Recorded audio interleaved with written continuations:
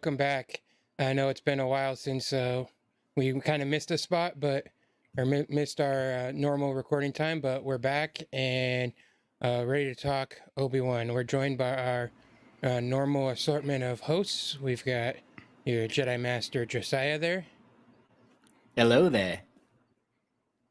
and also Jedi not Master Padawan Quinton. Oh, that's a little mean. Hello, everybody. All right, well, we're ready to talk Obi-Wan, the finale, what everyone thought, and we'll also take any questions in chat, and we'll go from there. Let us know what you guys thought of the show, and yeah, we'll go from there. All right, where do you want to start, Josiah? I think I'm super excited to talk about this episode in general. It's kind of like a culmination of what we've all been wanting, expecting. I know after the third episode, people already started questioning kind of, are we going to see another battle? Are they going to face again? And I was like, there has to be something more than that, obviously. And so everybody who wanted more action between the two, we all got what we wanted. So yeah, I'm hyped to talk about this episode, and then obviously we're going to talk about the whole series as a whole and kind of thoughts. So yeah, I mean, I guess we can start right at the beginning of the episode. What did you think coming right in, Quinton? Well, I thought it was interesting and good on Obi-Wan's part to do the Jedi thing, to sacrifice himself to lead the Empire away, and how he stands up to the crowd. He says, "You guys have been helping Jedi this whole time, and it's my turn to do something," which I thought was great for his character. He needed that, that purpose that he'd been lacking. Yeah. Yeah, because I liked he says the statement, you guys have been protecting the Jedi for 10 years, let me do my part.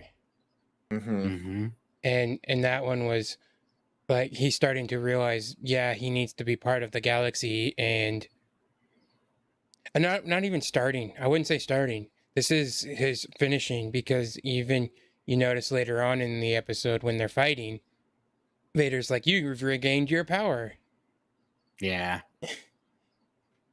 I was like, just funny thing that just reminds me of like a video game where you get to like one of the end cutscenes and you realize you're so and so, and you're like, oh, you regain all this knowledge and power, and so now you're way more powerful. That's kind of what that moment felt like, and that's how Obi-Wan was. But it was pretty interesting to have Leia. She was mad that he wanted to leave, and good old Haja, I'll talk to her. Yeah. And then he's like, you're welcome. Yeah. Yeah, I did not expect Haja to be one of my favorite characters of this show, but man, he's been great ever since. Yeah, he's been great 100%. The whole time. Yeah, I definitely would agree. A fake Jedi. I hope we get more of him. Yeah. He's one of the few, Kamal is one of the few actors that's now crossed over.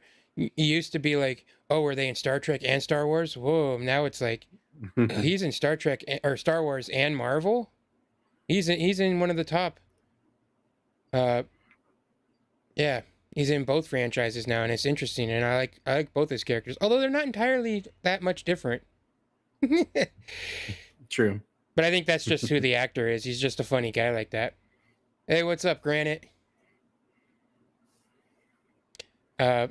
But anyway, yeah, when she's like, she gets all upset. But I liked how he kind of took the spirit of her sharing Lola, the droid, with, and she says they were scared, and the droid helps him, brings was it calmness? What, I don't remember the word she uses, but and so she tells him that, and Obi-Wan says, well, maybe I need some of that. Yeah. And that's why Yeah. the part's so great later when he finds Lola in his pocket. Mm-hmm. Yeah, that was good. Mm-hmm. And I think it was like it's another way as well. I think that Leia's like, well, he's gonna have to bring her back, obviously. So it's not gonna be the last time I see him. Yeah. Yeah. I enjoyed the part where he was telling Roken, like he says, "You're a leader. People listen to you. Don't stop." And he gets this Mm-hmm. little smirk on his face. I'm only just beginning. Mm-hmm. And I was like, yes, let's get more of that. Oh, is he in Andor? Yeah, for sure. Yeah, Yeah. I mean, we're gonna have to see more of the path, right? Like that can't just be it. Yeah. I feel like, a lot of it was, and I love the way, kind of, jumping a little bit of the whole arc here. They left, Deborah Chow left like tons of, you know, like open doors basically, or at least like cracked doors to doing more. They said from the beginning it was only going to be one season, and it may only be one season, but I think like the stories of all these different characters, and especially the ones that we're just meeting for the first time, I feel like they definitely allowed for the possibility of like their stories continuing, which is really cool because I think that's what you always want with any sort of entertainment is you want people to watch it and want more, not be like, okay, I'm done. I'm fine never seeing that ever again. I think you kind of want people to watch it and be like, oh man, I would love to have, a sequel, or I'd love to have, more seasons. And so I think they did it in a way that it did complete the story arc. So if there was never any more Obi-Wan, everyone would be okay with like the story being Mm-hmm. complete, so to speak. But at the same time, they did leave the door at least partially open for either there being more Obi-Wan potentially, or, some of these characters, like you said, showing up in Andor or, other, shows or films. I didn't catch it right away the first time I watched it, but uh, right at the end there goes to your point where Obi-Wan says he needs to just be a boy and he needs to grow up. And he says Hmm. uh, that uh, Owen and Baru are the only protection that he needs. And I Yeah. felt like that was exactly placed there of like, all right, we've kind of made it so he could leave Tatooine and do another do another mission or something, Another adventure. another Hmm. adventure, and it'd be okay because he put that line in there. Hmm. Yeah. Yeah, for sure. Hmm. Yeah, so I think kind of jumping back to the beginning there, when Vader decides, okay, I'm gonna fight Obi-Wan, I'm gonna finish this, it has to be me.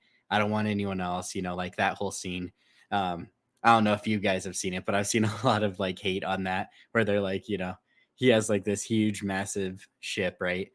And he's like, I'm Hmm. gonna go by myself, and then they could have destroyed the fleeing, you know Hmm. like whatever path rebellion, Yeah, and he they could could have have taken the they shuttle to Obi-Wan and left the Star right. Destroyer to chase the path. And so but I totally feel like that actually plays more realistic to where Vader was at that moment.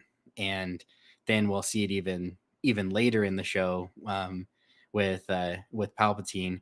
But I think that really like drove home the point that Obi-Wan completely clouds his mind. He is like he I can't even 100%, like think logically. And I think that's why, the Grand Inquisitor, which usually probably doesn't speak up to him like that, was even kind of like, are you well, sure you okay. want to do that? So I was watching that part and thinking, yeah, he could send all that. They could destroy that ship probably pretty easily, but where would the satisfaction in being just blew him out of the sky? The whole point is to face him, and that's why that's why no TIE fighters were launched. That's why, Hmm. and his sole focus was on the on Obi-Wan. And when the Grand Inquisitor spoke up and be like, "Hey, we should kill these rebels and destroy this thing," and I was like, I really thought Vader was gonna force choke him because I was like, "You're gonna talk to him that way? This is Vader. You can't talk to him that way." Yeah, and I think there is a little bit difference, from the legit Grand Inquisitor versus like one of the brothers or sisters, and Hmm. their position placed by Palpatine basically. I feel like, though he could have Vader could have easily done something. I still feel like in a way it was kind of like, you know, Vader is telling him it's kind of my way or the highway. And it was almost like a training thing in a way too. It could have been, like this is what's important now. And what I think is important is what you need to think is important. Like Hmm. that's your position under me type thing. But yeah, I I was interested to see like where that ends up playing too, like their interactions and stuff. That's why I would totally love to see more of that. Kind of like the playing back type of thing. But yeah, so all in all, with that whole thing, what makes the most sense for me is the fact that at that moment, either A, like we've talked about before, he didn't even think they're a threat. He's like, Hmm. the all of these like, small town rebellion women and children even, he was like, they're not even really a threat. So the Yeah. most important mission right now is to go to that. Or, maybe a mix of that plus like what we were talking about before, that Obi-Wan is just in his mind and he's like, I'm gonna fight this guy, I'm gonna finish it, I'm Hmm. gonna prove that I'm the better, I am a master, type thing. And so yeah, like I'm totally fine with that scene there. It was a little interesting, like with the first time I'd see it, but after watching it a little more and the more I thought about it, I was like 100% fine with the Yeah. way that played out. Yeah. Me too. Same. Uh, let's see. I'm gonna probably butcher this. Rebelaka, is that right? She said that Baru is the new role model, and yeah, I would agree. Yeah, She's kind of awesome, 100%. and that was awesome. And I've even seen her comparisons online to her and Nancy from Stranger Things, and I was like, yeah, it fits. I Yeah. like that. Yeah, no, Baru is awesome. And I love like the way that you start kind of playing her up, right? Because, you know, even in the original trilogy, like she's kind of like that stable wisdom, right? Sensible one, yeah. She Yeah, tries like to the tell sensible Owen, one. yeah, you can't just be stuck in your ways. You know he's gonna move on eventually. Yes. So I always love that, like, yeah, her like steadfastness, I guess you can say. But then now seeing her in this show was so cool because I think the first moment when I was like, "Hey," or whatever is, about Obi-Wan, right? When I think Owen said something along the lines of him being gone or something like that, and she was Hmm. like, "And whose fault was that?" Yeah, You blaming know? Owen. Yeah, and I was like, "Oh, I love that." And then, we'll talk about this probably a little later as we go through the show, but just quickly about it. Then when you get the actual battle, like she's so awesome, like just, I don't know, like even like Owen, falling, and obviously, injuries are injuries, doesn't matter if you're like big burly guy or a girl, but just kind of funny. He's the one that's injured and limping and everything. Hmm. And she's the one that's still like battling. And I don't know, I kind of felt like and my wife even said this too, but when Owen falls down and he's like, she's coming or whatever, it was like totally like, okay, like now you're gonna have to like go through the mom, you know, like, Well, okay, you got Uh-huh. through him, but you don't want to mess with the mom. So I really like that part too because uh, when she says for your or what does she say or not yeah Riva, she's mhm. like all this for the boy, and he's like he is my boy, Yeah, and that's it makes it all the more tragic now in A New Hope. What happens to yeah, them in A New Yeah. Hope, hmm, and yeah, it just now you can really feel because his uh Yeah, his parents are gone. Yeah, I felt like they did a really good job with Sorry, I in lost this my spot because I series. wasn't sure if the stream got distracted or stopped for a second. That's okay. I was gonna say that they did a really good job with Owen and Peru. Like, yeah, if they, I don't know, they just felt really good in this series. Owen was strong and defensive, and like that part where they're looking for a new belt for the speeder, and he says someone broke the last one, and then the merchant said that he's a patient man. He's got this reputation of being a good guy around the community, and I Mm-hmm. really like that. Mm-hmm. But Yeah, I don't like. mess with Baru. Yeah. Yeah. uh, yeah, yeah, I do agree with that. Uh, he yeah, he's got a good reputation, and man, sorry, I lost my thought, but yeah, it's really good to see that they are the way they're choosing to live with him, and that's why it was like such a touching moment of like, no, they are. Luke is their son, Yeah. Hmm. and that's why the end where he's like, "Do you want to meet him?" is so. Yeah. And I never thought about that once until that moment, and then I'm like, wait, he delivered him to him, but he's never met him, and Yeah. so that kind of was just touching, and I was just like, oh man, and then Mm-hmm. you get the classic "Hello there," Yeah. That which was is great. Yeah. great. Yeah, for sure. And then yeah, so Rebellica, I know her. She's a cool content creator, big Star Wars fan too. She did like a big Sims Star Wars wedding, if I'm not mistaken. You can correct me if I'm wrong, Rebellica. They kind of went viral, so that was pretty cool. But anyways, like she said here, kind of going back, she said Anakin's always so blindly focused on his goals. And I think that is it. That's totally it. So like he goes to the planet. So now we're in the episode. He lands on the planet. And I think we just got to take a moment and like talk about the scenery there. That was so beautiful. I was like every like frame for frame when he comes off the ship and then he's going towards Obi-Wan and everything, and you have the sky and you have those cool mountains that are they're kind of like what is it, like what do you call those, like like upside down stalactite kind of, like Hmm. going up. And man, that was so awesome. Like every single frame there, I totally would have like a huge painting of that framed somewhere. It was just such a beautiful like scene, like going up to it, which made the battle even more epic. So Yeah, the battle itself, and uh I love their little conversation at the beginning hmm where he's like, "Did you come to kill me?" And Obi-Wan says, "I'll do what I must." And yeah. I like that they're basically repeating the same lines from Revenge of the Sith, but hmm Vader now says, because in Revenge of the Sith he says, "You will try," yeah. and in here he says, "Then you will die." Yeah.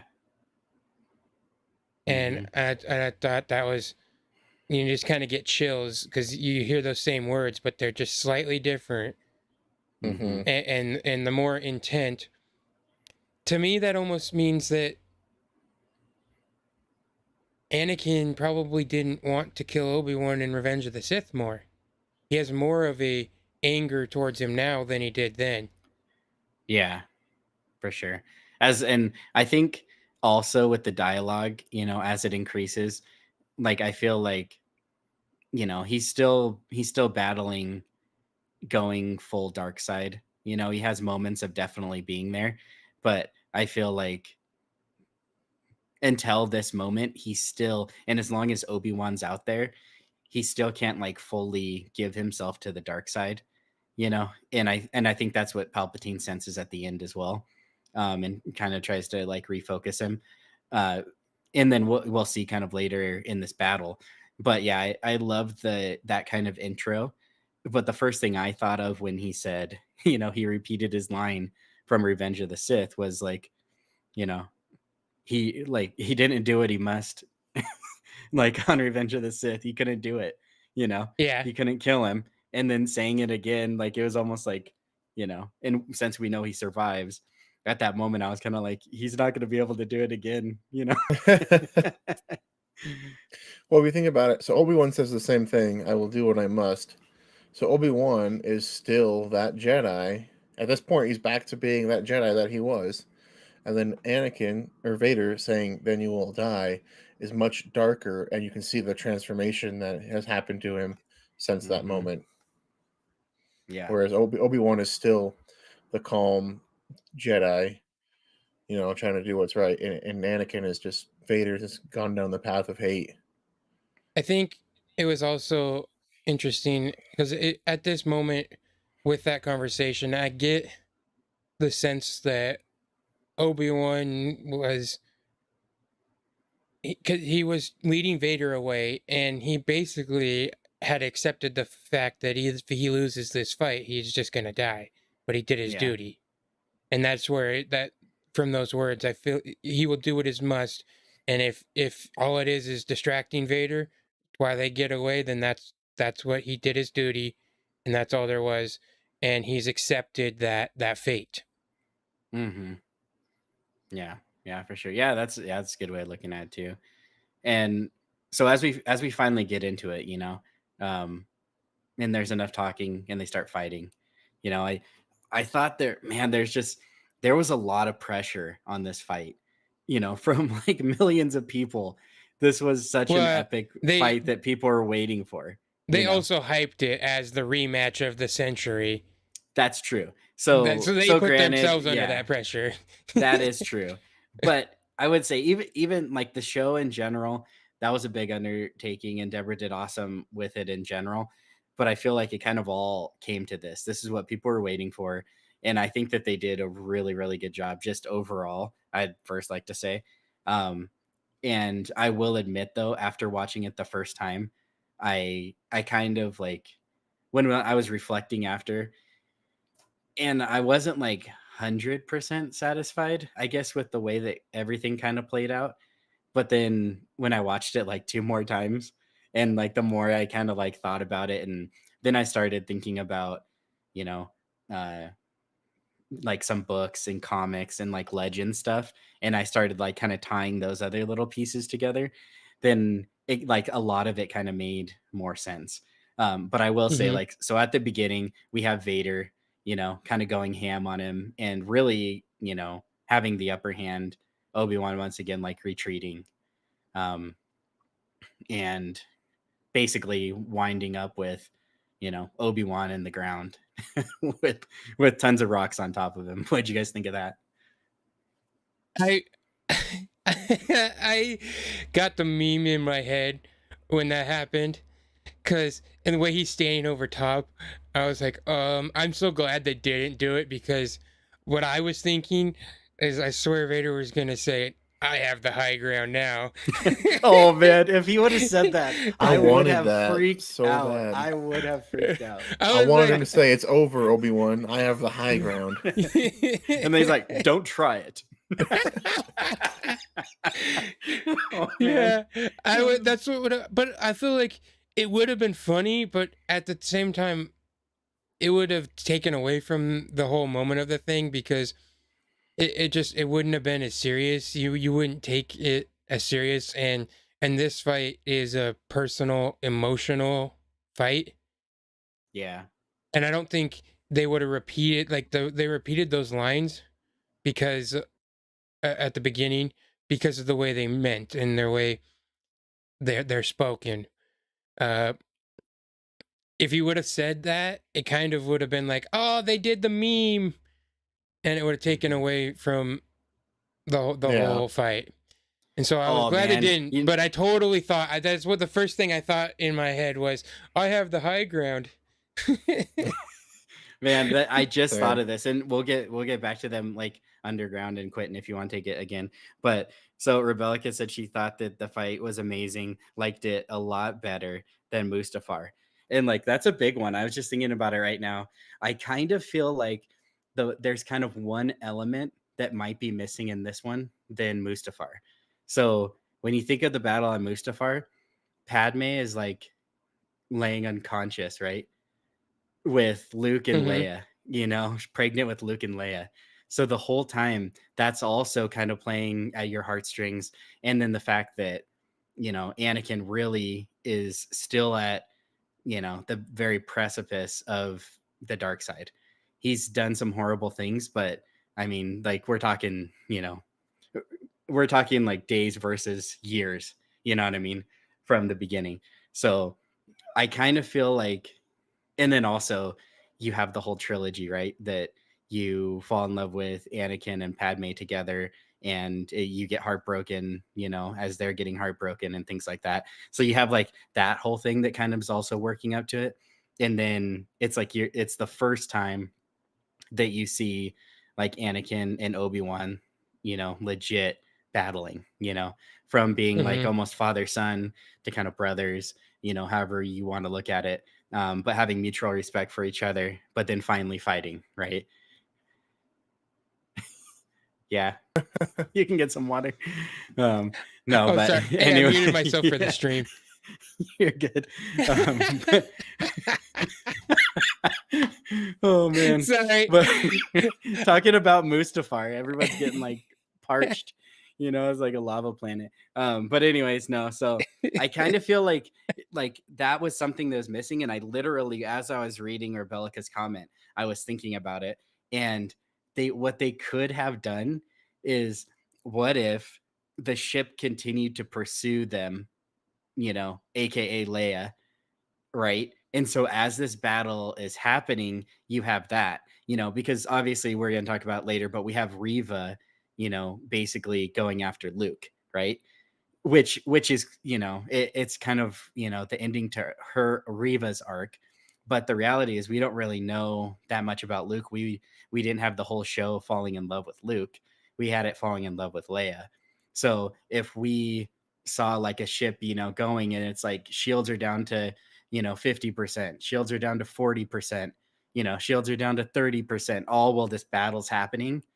Like, I feel like that would have almost been more epic. And, you know, like, or even if like there's some way that like Obi-Wan could sense that, because he senses Luke, right?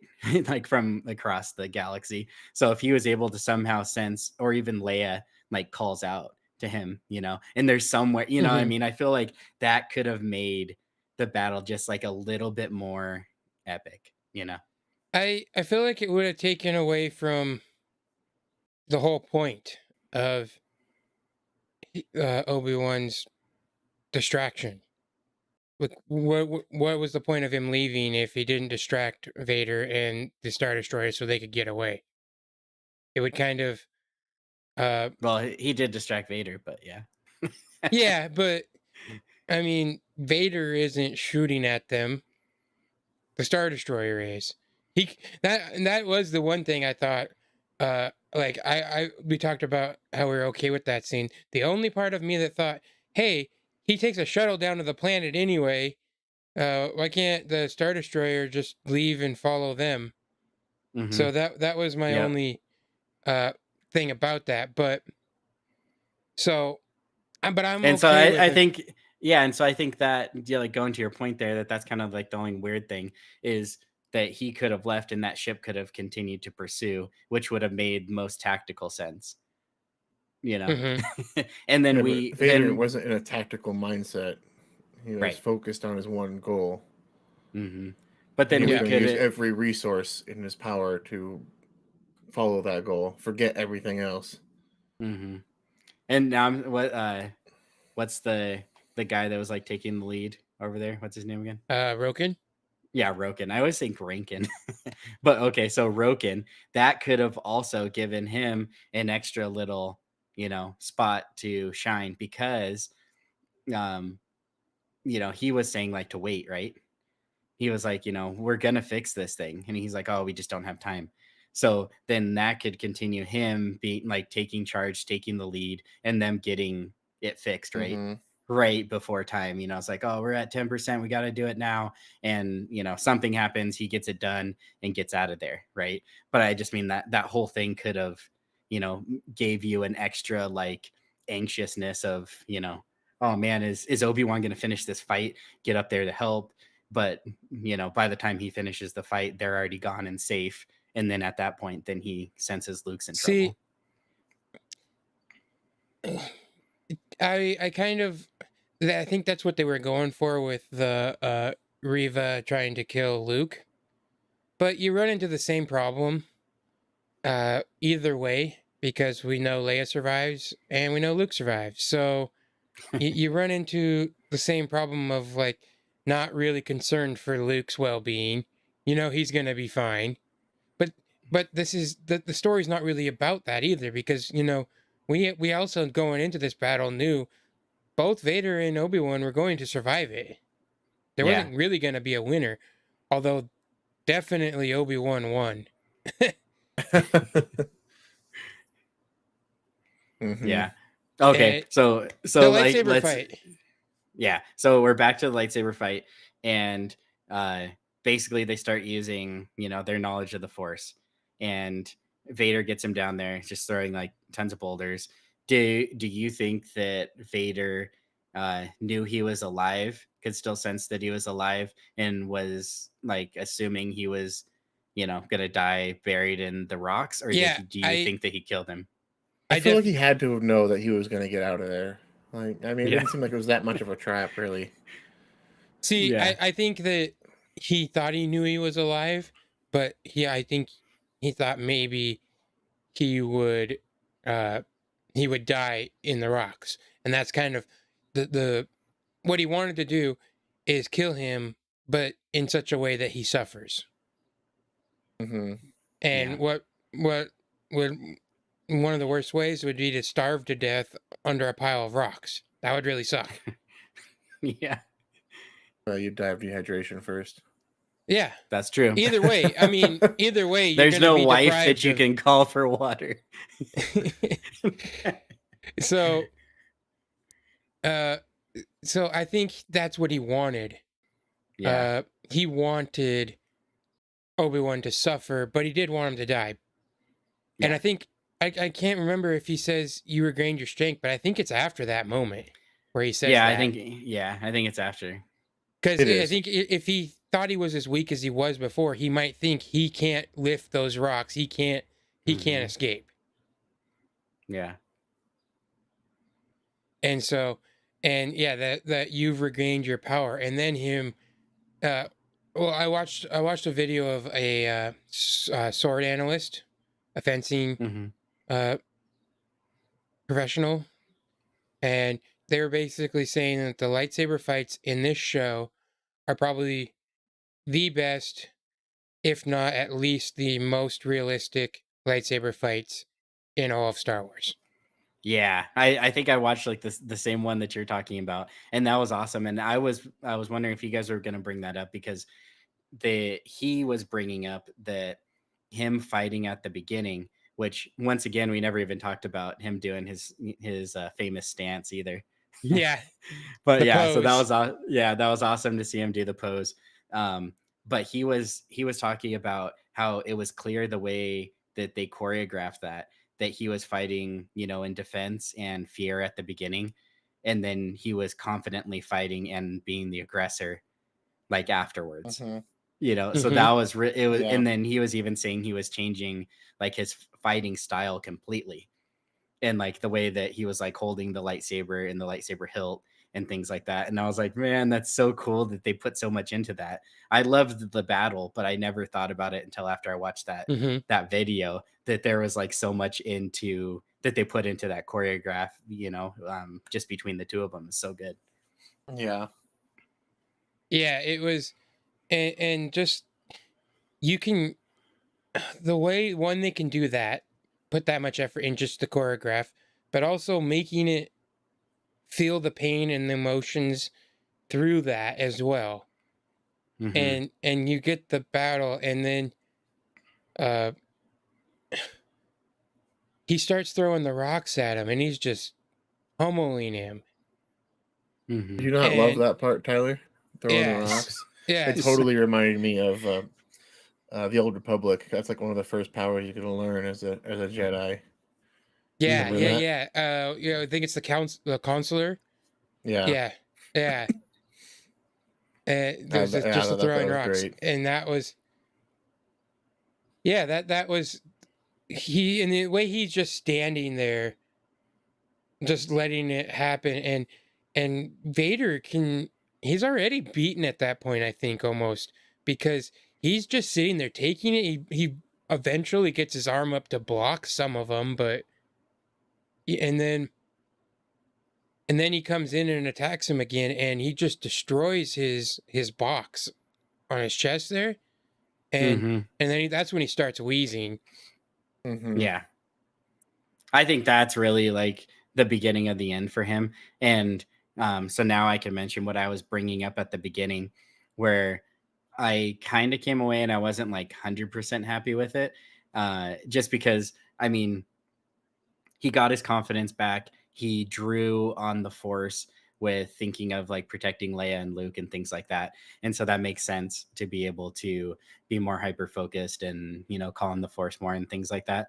And then the confidence obviously helps in sword battle, lightsaber duels. But Hmm. like, I still was like, I kind of the first time came away a little bit like, man, I wish, it was, it wasn't like that quick at the end. But then, the more that you start thinking about, you know, like Vader's suit in general, and then the fact that it's like that he basically took out his life support, so then Hmm. obviously, everything. So his senses are all going to be weakened. He can't breathe as well. Like everything's going to start being taken down. And maybe even he's going to start feeling actual fear himself, fear of, failure, fear of death, based on the fact that, everything like is kind of going down. The thing that's keeping him moving and breathing and stuff like that's all kind of going down. And so then I was, the more that I thought about it, I was a little bit more okay with it kind of being like that because, you know, that was like really quick for me from Obi-Wan to be where he was to like, the BA that he ends up being, right? And then, for Vader, I felt like that was kind of quick for him being, really kind of like around the peak at the height of his power, even though like, people have talked about it before, but his suit was specifically designed to kind of hold him back a little bit, Hmm. like so he wasn't able to defeat Palpatine so easily and things like that, and like Yeah. everything was kind of set up for him not to be able to be 100% mobile, and even turn his head, things like that. So, I mean, he's kind of set up to maybe not be able to use his full amount of power. But at the same time, like, I was like, I felt a little weird at first, but then the more I kind of thought about it, I was like, I think that does make a lot more sense, especially the fact that, yeah, I really focus more on, that Obi-Wan was specifically trying to take all that down. He's using the hilt and just smashing that box up or whatever. And then I was like, okay, I guess I can see him, basically being able to, get him onto his knees. I I even had run a poll on our Twitter account of just because Vader, everyone knows, is one of the most powerful Force users of all time, and so I think back to like Attack of the Clones, where Count Dooku easily defeats both Anakin and Obi-Wan, and I think now after watching this that they've both progressed past Count Dooku in Yeah. and both being Obi-Wan, because you'd think, well, this I've always thought Obi-Wan is maybe not as strong as Anakin, but really now I'm seeing him as Obi-Wan is one of the strongest Jedi ever. And that's the way I kind of view it, and which kind of makes me love it even more. I've always been an Obi-Wan fan since the first time I ever watched Star Wars, but him being this strong, I was just like, okay, yes, he is now officially one of the strongest Jedi ever. Even Yeah. Anakin says it. He's as strong as Master Windu and as wise as Master Yoda. Yeah. And maybe that was a little giving him a little too much praise at the time, but I think it's true Hmm. in the end, at Yeah. least. Yeah. And I think kind of playing off what you just said there, I think that was the other thing, that I was thinking is as we're kind of going through this, and then we have the flashbacks to draw on as well, right? I feel like that was more the point that Obi-Wan was able to best him not out of brute strength, but, like out of like skill, wisdom, savvy, knowledge kind of, right? Um because The light side. even yeah, right. And so I feel like that was kind of another thing too. Like if they were just to battle brute strength, maybe it would be a different battle, But I feel like Obi-Wan knew what to do, and he was, smart enough to he doesn't know what his suit is made of, consist of, what everything it specifically does, Hmm. most likely, so because if everybody knew, oh, that's a, X-49 chest piece, or whatever, and I know exactly what that does, then people would know what his weaknesses are and things like that.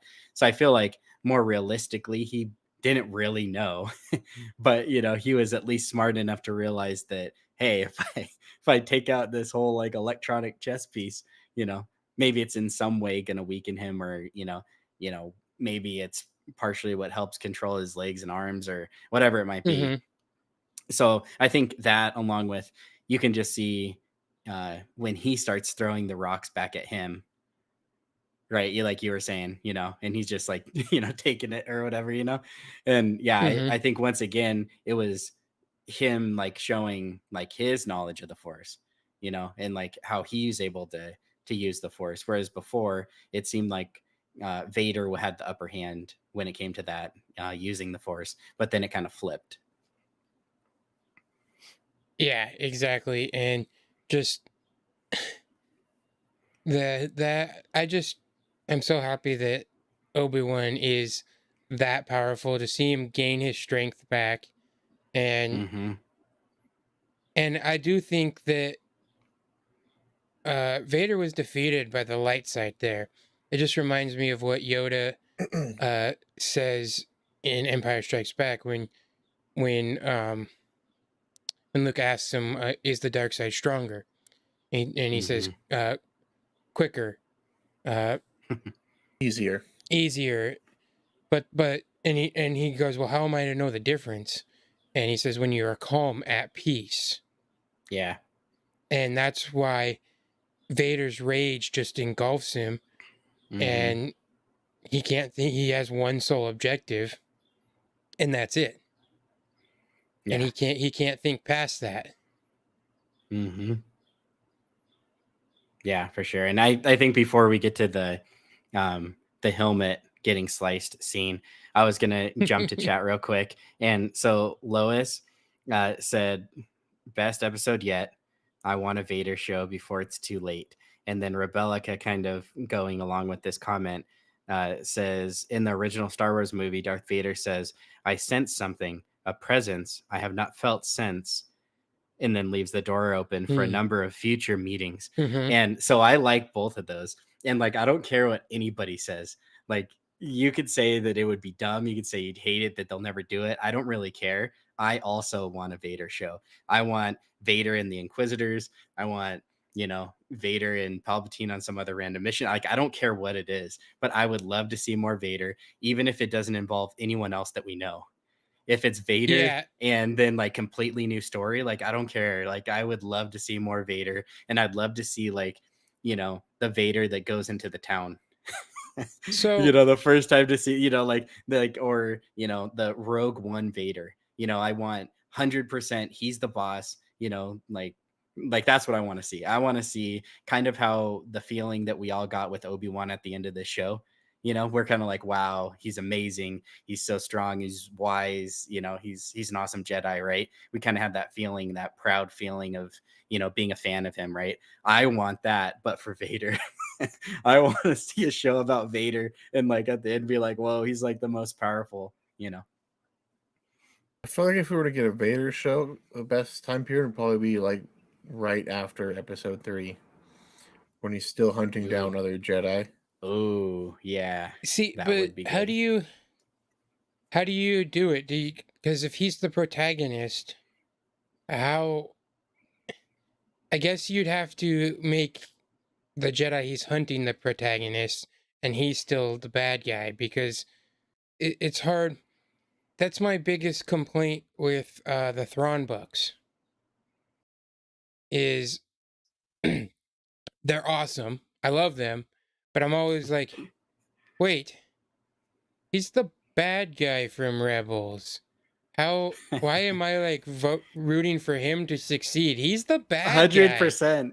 100%. And in those books, like in the flashbacks or Hmm. whatever, where he's like, with Anakin, like in some of the first ones, but then there's later flashbacks where he's flashing back, uh, like with Vader, right?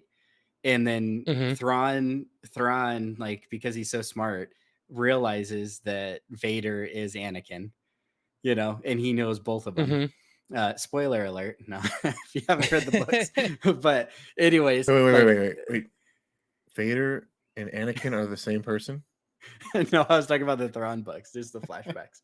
But Yeah, he's talking about Thrawn. The but Thrawn Spoiler. knows. yeah. Or Spoiler, Anakin is Vader. Yeah. But anyways, like I love like those moments in like kind of like those scenes because you kind of like you're saying you're kind of rooting for Thrawn because it kind of seems like the Empire's against him at the beginning. So you want him to succeed. And then like when you start learning about his people and his real true motives, you're still kind of rooting for him. And then like when you start to know more people, like some other people of his species, his race, you're starting to like care about them, right? And hmm. then his flashbacks like of first meeting Anakin and like what happened with Padme, and then also even when he's Vader, the stuff that he goes through with Vader, like it plays on your heartstrings. And like you said, they're the bads, but they did it in such a good way. And so I kind of feel like they could play it in a similar fashion, because if you want to look at the Skywalker saga in a whole, it's Anakin's redemption. It's a huge Anakin redemption story, like all the way to the very end when he's able to redeem himself by saving Luke. So, I mean, did Yeah, he I mean, do bad? Did he do a few bad things? a Yeah, few. Vader's done a few bad things, A but few. like, look at all the good things he's also done. I mean, he's an accomplice to just we'll just throw one thing out there. He's an accomplice to destroying an entire planet. That's just one True. thing. One Well, thing. a beautiful planet, too. Like yeah, Yeah, the coolest but planet he in all of saves Star Luke. Wars. Like I love that. I also I loved the depiction of Alderaan and what you get to see of it because it did remind me a lot of what it looks like in the Old Republic, the video game, Yeah. Yep. the Yeah. MMO. And I was just like, oh, this just looks it looks so good though. It perfectly Just felt like resembles all their around. culture. I liked how they have these giant, beautiful cities, and then they just stop. There's no more city, and it's just forest. Yeah. Like here's the line where the planet stops or the city stops, and the rest is forest. Hmm. And it just the architecture and stuff. It it feels a little you could almost say too shiny for Star Wars, but at the same time, it feels proper because that Yeah. is what Alderaan is, and that is why it was so devastating that Alderaan is the first planet to be destroyed because it's probably one of the most beautiful in all of the universe in Star Wars. Yeah.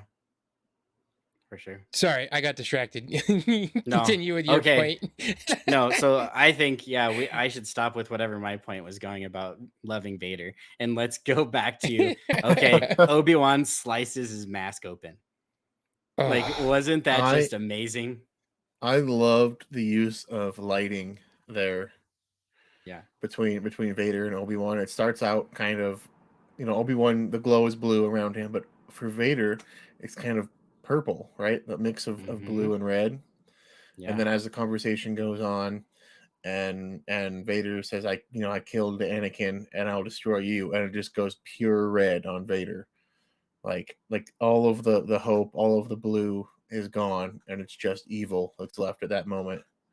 Well, it just Mhm. it mirrors the conversation that they're having, because when it first starts and he says, "Anakin," it's hard to see, but there is a tear, just like the tears that he's shedding at Mustafar Mhm. after he's killed all the separatist leaders, and there's just one tear, and but you can see as the conversation continues to go, Vader is forcing down Anakin. He's forcing, like, no, I'm Vader. I've got to force down those emotions, and Yep. that's and the just letting him, letting almost letting Obi-Wan off the hook by saying it's not your fault.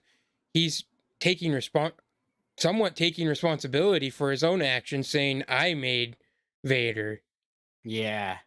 That just like yeah, that kind of hit me in the gut because I was wondering where they were gonna go with that, because he could have went a lot of different ways at that moment. And so I feel like I feel like once again it was going back to Obi-Wan being free, free of the moment, free of, maybe a lot of the regret and guilt that he had Yep. surrounding it. But yeah, at the same time, that was like it was hard to see, and once again, when you could see some of his face, and, like, once again, it was like, I'm not good at this, but I saw other people saying that his eyes were going back and forth from blue to Hmm. yellow too. So, once Well, again, they it kind was of they like kind of go throughout the conversation. They start yeah. off where he's crying and he's sad, and it kind of goes till at the end where it's all yellow. Uh, so it just kind of progresses through the conversation.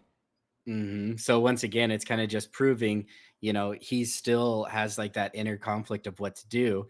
And every time that that happens, like it makes me think again, the Jedi's decisions aren't always the best decisions, especially towards like, the Revenge of the Sith era.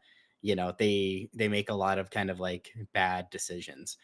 And I kind of feel like excuse me, there's like a couple of moments where they could have changed something that I feel like maybe would have made a difference. So, for instance, like, the Padme thing, you Hmm. know, like I don't know. I feel like that was a kind of a strange moment.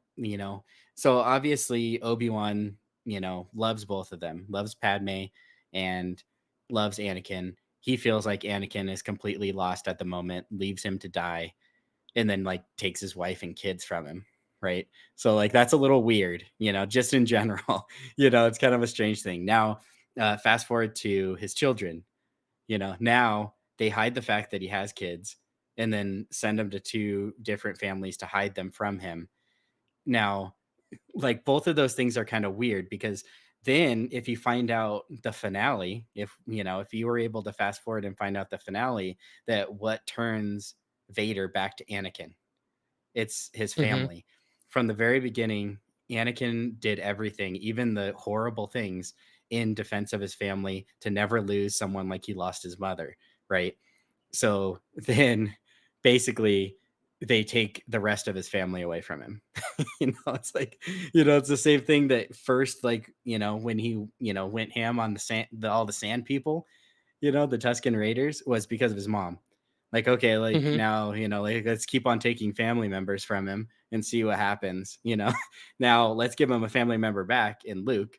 Yeah, it took some convincing, but even from the beginning, he wasn't trying to kill Luke. He wanted him to join, just like he wanted Padme to join, you know. He wanted Padme to join him, and he's like, "I'll overthrow Palpatine." But it's no big deal. I'll kill him, and then we can rule however we want. And the same with Luke, like, hey, like let's overthrow him. We'll kill him, and then me and you can rule in a peaceful galaxy the way that we see fit. Because a lot of it, as he's going back and forth from the dark side, he is also still, you know, he's still influenced and under the somewhat control because of the hierarchy of the Sith from Palpatine. So he's doing a lot of this stuff basically for Palpatine. If Palpatine wasn't there, he would have maybe wouldn't have been the best guy, but he still wouldn't have been doing all those things. He was only doing it because he felt like, oh, this is gonna give me more power, the dark side, and I have to do it because he's more powerful at this moment or whatever it might be. So like at the Mustafar scene, I feel like losing Padme 100% and then finding out he did, that was just like kind of a bad move. And then this, as far as like the taking the kids away from him, same thing, you know, not that I don't know. I can't imagine like, I mean, it's possible, but I can't imagine Anakin, like if he found out that, he had kids, because Okay. he was like devastated with Padme. So if he found out he had kids, I don't think he's going to be like, I'm going to force choke these babies. You know what I mean? He's gonna be like, "Oh my goodness, like my kids survived." You know what I mean? Okay, so one thing I will say to this, um, you can tell that obviously if Obi-Wan didn't realize until 10 years later from Revenge of the Sith that Vader's alive, which means he thinks he killed him in Revenge of the Sith. Yeah, Which means they're really only hiding the kids from the Emperor. that's true. That is true. When they set up these I'll give you plans, that one. they didn't set it up. My only thought there that I've never read anyone mention this, but this little plot hole where if Obi-Wan thought that he killed Vader, why didn't Yoda and why didn't they go, hey, let's go take the Emperor together? Yeah. Like I've never seen anyone mention that anywhere, but Mhm.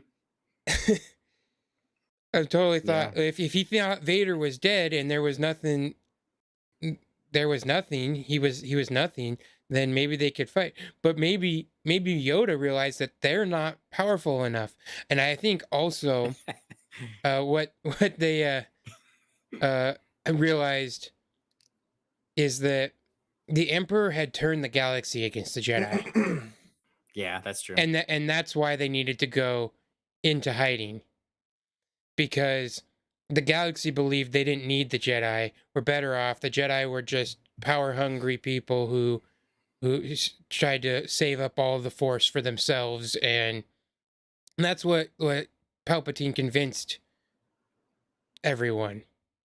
Yeah. And I mean, It was obviously, in episode 3, Frick, and he's like, mhm. a Jedi on the loose. I hope we're okay. Yeah, that's true. So you can see the influence that he had, and basically turned the galaxy against the Jedi there. Mhm. And so I think that's why it was irrelevant. The galaxy really needed to see what a tyrant Palpatine was, and that who was the real and who was the real enemy, and that's why they kind of needed to go away. They needed to hide, basically. Let the galaxy understand what they also let happen in a way. Yeah. I Yeah, I could kind of see that. I don't know if you guys seen the meme where it's like, everything that's happening or whatever, and then it has like Yoda sleeping like in Dagobah or whatever while all this stuff's happening, and Yeah, yeah, yeah. I've it seen is that one. kind of funny, it is funny to think about just in general, like everything really, that happens until he finally like helps train Luke, but all the way up until that moment, it is kind of hard to kind of think about.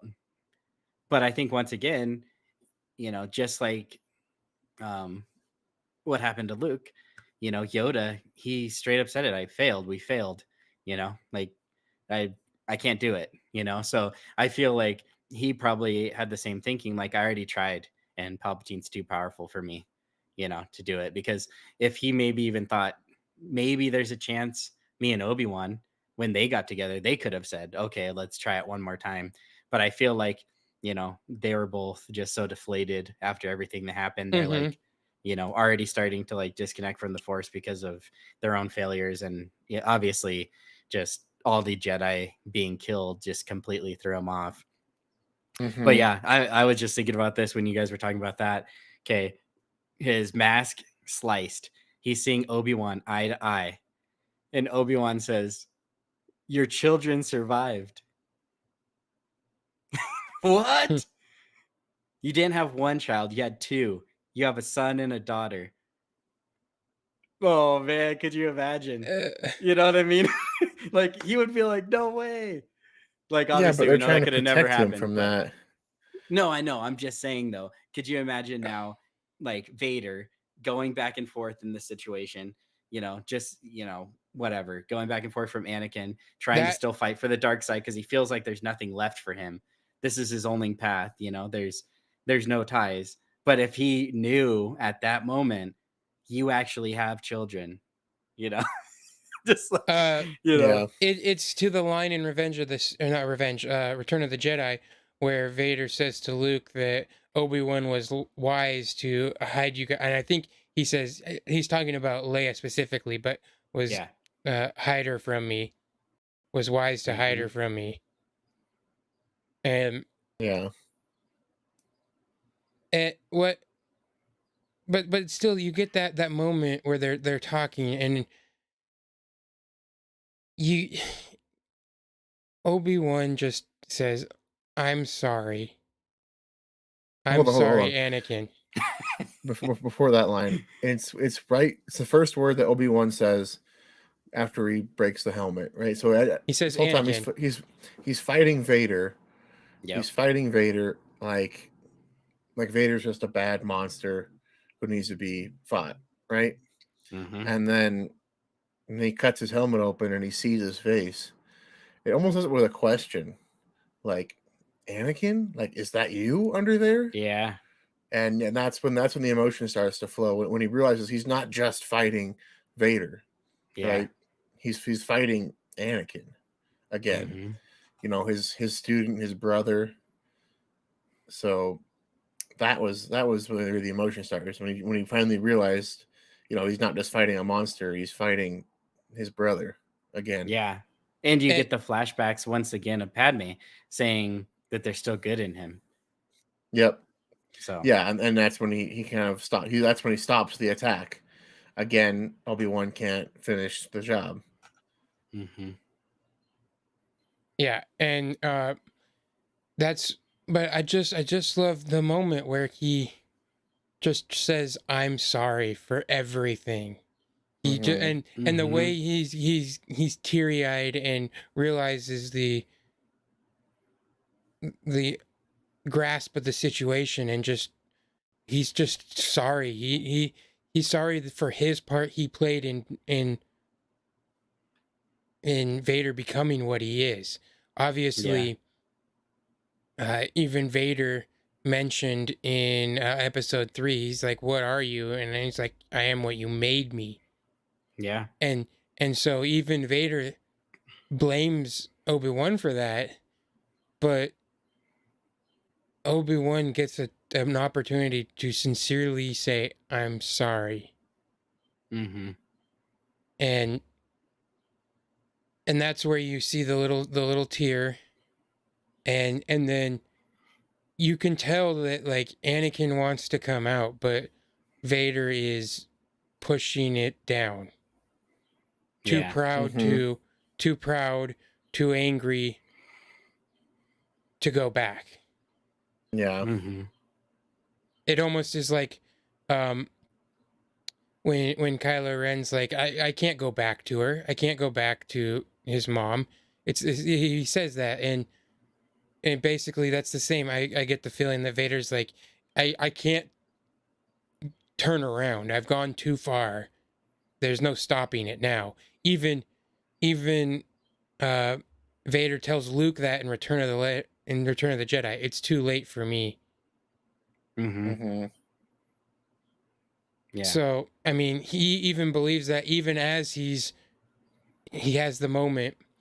And yeah, uh Rebellica, says that Vader is a faceless monster, and that's kind of the point. And that is Mm-hmm. one of the few things I didn't necessarily like about the show. And I kind of get it because you had Hayden Christensen, you need to use Hayden Christensen. Mm-hmm. But even in Revenge of the Sith, there's really not a lot of them showing Anakin murdering the younglings. It's implied, and you see him fighting a couple Jedi in the Hollow recordings, and then he fights Obi-Wan, and he kills the Seth or the Separatist leaders who were supposed to be bad guys anyway. Mm-hmm. And I think that's mostly because that's the point of the two characters, and that's why in the special editions George replaced Sebastian Stan, I think it was, Force Ghost, with Hayden Christensen, because Mm-hmm. those are the two. Vader is the faceless monster, is the one consumed by the dark side, and Anakin is the Jedi.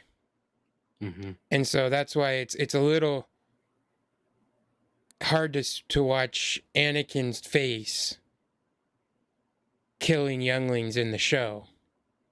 Mm-hmm. Yeah. And that would probably be my biggest critique of the show, is that you just see that, and Yeah, but we knew it that happened. when yes, okay, you knew it happened, but it's different when you see it. That's the same thing of like we saw in episode 3. Uh in episode 3, we've all heard the stories of how bad of a guy that Vader was, but you see him just dragging people, cracking their necks down the street, and you're just like, oh man. It's like chilling, but not in a good way. Mm-hmm. Yeah, for sure. I think, kind of going like she was saying, Rebecca once again, she was saying it's too late for me line. That was always sad for her. I think there's so many lines in Star Wars, across Star Wars, that just always like get to you. You'll always kind of remember. And I always Mm-hmm. thought, yeah, it was such a sad moment. And then I think, fast forwarding to the very end when, he wants to see Luke with his own eyes, and so he takes off his helmet, right? And he's seeing him, he's Anakin, and he's seeing him like eye to eye, with his real eyes, I I kind of just like I feel like once again going back to if he knew, because I think at that moment, even if you think about that, it's too late for me, like that line. And, I think it's like way bigger than even just turning back or anything. I feel like at that moment, he was like, man, I missed, 20 years of my kids' lives, Mm-hmm. and if you even go back to his dealings um, with Leia, he could have killed her easily, like Mm-hmm. multiple times. He didn't. He liked her. Like he was like I don't really even know, like he respected her tenacity, and like that she like he knew that her, like as a person, was no match if they were going to fight physically. But like he like liked her. And so I feel like it's kind of one of those things that, even like at the end he was like, wow, like you could take someone that's like an enemy because of like maybe how skilled they are, or whatever their positions might be. But then you find out that's your daughter. Then all of a sudden, like kind of like that hate for, how, how conniving or scheming or powerful they might be and whatever their circumstances are, stubborn, kind Mm-hmm. of turns to like, being like pride and being like proud of her, like standing up to him of all people. Right. So I kind of feel like, that moment, like at the very end, I feel like he wasn't even just thinking about that, but he was probably even thinking of like his whole life, from the moment that they were born until then, and the choices that they ended up making, right? Like He just totally turned to pride. he falls to the dark side for what it will give him, but everything that he wants because of that is taken away, and that's Mm-hmm. the irony of the dark side of what it is. Mm-hmm. And It offers basically, you everything you want and then takes it all away as soon as you choose it. yeah. And that's kind of at the end here where you see the Emperor talking to him of like, hey, you don't need to be concerned with Obi-Wan. I might need to rethink your position here, if you're going to be so concerned with the past. And Mm-hmm. so he was tricked into, here's all the things you can have. I can help you save Padme. Well, Padme died, but if you're too connected to your past, your feelings for Obi-Wan are influencing your decisions, you're done. Mm-hmm. So he everything he wants, is taken away from him. Yeah. Mm-hmm. So okay, so I kind of mentioned about, you were talking about the family ties, Mm-hmm. and so Obi-Wan slices his helmet off. Ahsoka slices his helmet off.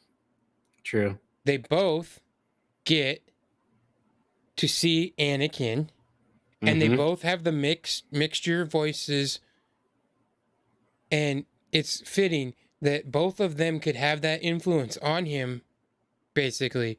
But it was only Luke that could remove his helmet completely and see his entire face. Yeah. It was only him that could bring it back, and so you kind of get they both pulled at the tried to have the attachment, but neither of them had enough of an attachment that Luke could, Mm-hmm. in order to bring him back. Mm-hmm. Yeah. So 100%. have you guys seen how the one thing I thought was pretty cool, how the episodes in this show go along with the episodes, the 6, the prequels and the original trilogy? Yeah. Yeah, that is really cool. Mm-hmm. How like you can really see it in episode 3 where one of them gets dragged in sorry, Seth. You know what's funny, Seth? Is I had as good a one as Q did, but I shaved it off literally like 20 minutes before the episode. Hello, Seth. We missed you this whole time. Where you been? Yeah. I literally shaved it off. It was like, gets too much in the food. Oh man. But yeah, like you could totally see in episode 3, it ends with them fighting and one of them getting drugged through fire. Yeah. Episode 4 is rescuing the princess from an Imperial base. Mm-hmm. Episode 5, Vader wrecks stuff, where they narrowly escape. Mm-hmm. And the finale, episode 6, is Return of the Jedi. Mm-hmm. Yeah. That's really good. And you can totally get that. Anything? What else? Is there something else you wanted to mention, Quinton? Or Well, I was thinking about that conversation he had with Palpatine, yes, where he starts off talking to him, and Palpatine, he addresses him as my friend.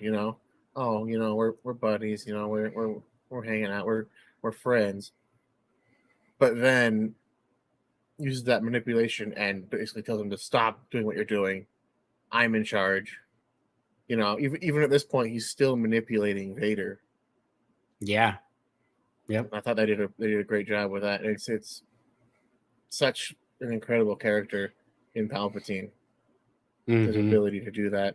Yeah, interesting about I was so happy to see him in this. Yes. I was hoping that he'd be in it, and then I was almost to the point of thinking, oh, maybe he won't be in it, and like that's fine. And then when I saw him, I was like, yes. I saw. I thought it was like the perfect amount. Like the show wasn't Yeah. about him, but Mhm. but having a glimpse of him in his conversation, I thought it was really really good, really good. Yeah. saw And then a- once a again, good- seeing him up there as the puppet master, Mhm. all this stuff's going on. Palpatine understands what's going on. He knew what was going on. And like you said, continued to manipulate it.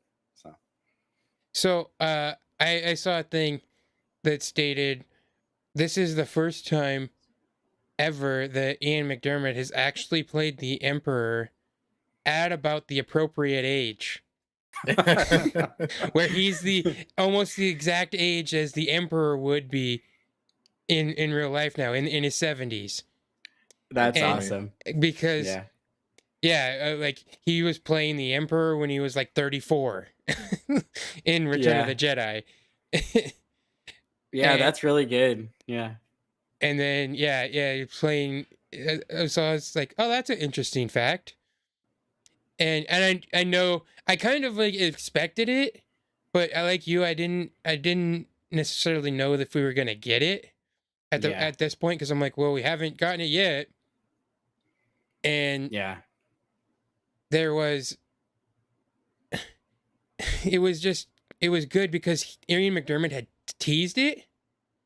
Mhm. But even in his Star Wars celebration, in his panel, he said, you know how the Emperor is not in A New Hope, but his presence looms, and you can kind of feel it. He's like, that's what it's gonna. That's probably what it's like. And so I didn't. I took his word for it, and I kind of didn't expect that. Mhm. Now the That's what I was cameo, thinking. I was not fooled by. Oh wait, what's that say here?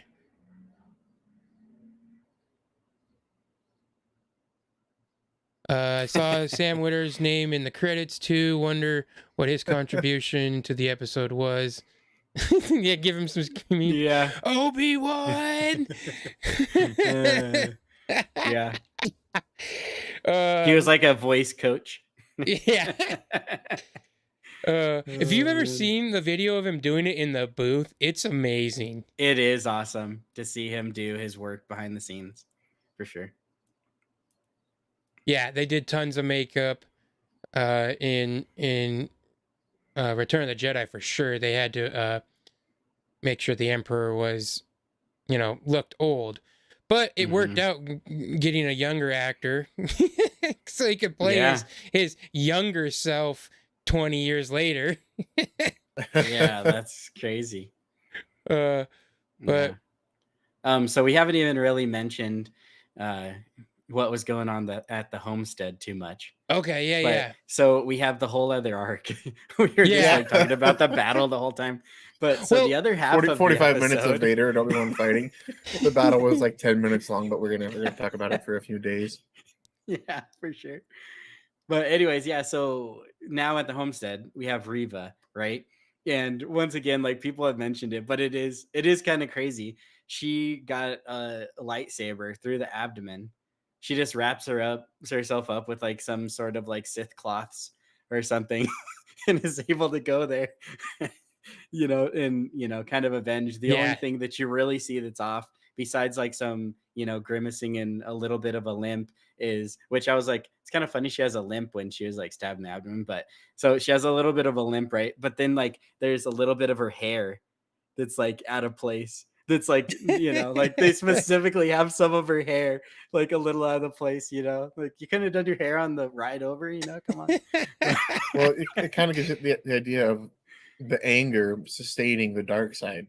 Yeah, that's true. That is true. And they did actually mention that too, right? It was the Grand Inquisitor, right, that said that Rua's at revenge, like revenge is a good tool to keep alive or something like that. It's Seth's that hatred can sustain because the Force can sustain life, and if you're channeling the dark side of the Force through constant anger, that could probably help sustain you in those moments. Maybe it's like revenge does wonders in the something to stay alive or something. Dang, Yeah, in the quest to stay alive or something. Says? yeah. But okay, so Seth says that Owen and Baru were awesome, and yes, we kind of touched about that at the beginning, actually. But he also said that they weren't just dreamrolled by stormtroopers in A New Hope, which means they fought. Oh, that is an awesome point. I never even thought about that until right now. That's true because and then if you really want to deep dive into it. So remember when they go and they are like looking at like the remains basically, right? Obi-Wan says something along the lines of like, "Oh, these are like stormtrooper blasters," right? Oh, and Obi-Wan is saying that it's too accurate for stormtroopers. That the Jawa ship, the Jawa, Too accurate for what's sand it? people. It must be stormtroopers. Yeah, Yes, that's what it is. Yeah. And so I was like, yeah, that is interesting because, that maybe not every single one of those blaster marks was them. Maybe it also was Owen and Baru. Some of those were from them fighting back. Yeah. yeah. I've okay. So yeah, they were awesome there, and sorry, I'm getting distracted by Like Seth's by chat. chat. Yeah. So okay, yeah, that's what I wanted. Owen and Baru. One, they were awesome, but I also Is thought this a special edition part that we need to add? Is when he hands across Owen Bruce property, there's just hundreds of stormtroopers fall in there. emote. Yeah. But I actually thought that the actors themselves and the way they dressed them up, it was more like they looked more closer to their New Hope parts than even Ewan McGregor does to Alec Guinness. And so I thought, wow, I mean, because you can totally tell, like, what's the actress's name who plays Baru? You could tell the way they did up her makeup and stuff that the desert gets to you.